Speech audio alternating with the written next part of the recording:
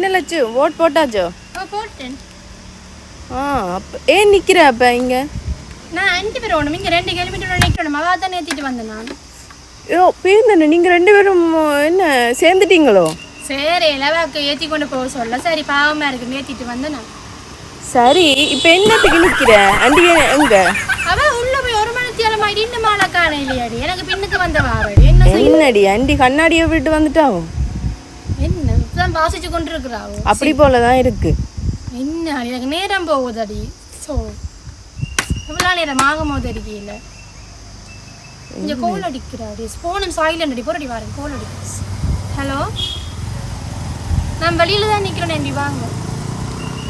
Okay helmet நான் எடுத்துட்டேன். உங்கண்டே வாங்க வாங்க. இப்போ குயிக்காக வாங்க. அவன் 100 கதை உழவு கதை வீட்டை போய் கதை. அது சரி, யாருக்குடி ஓட் போட்ட? எனக்கு சொல்லவே இல்லை. சொல்லுடி எனக்கு தானே. நான் போட்டு வந்துட்டேன் தானே. கதையை மாத்தாம சொல்லு.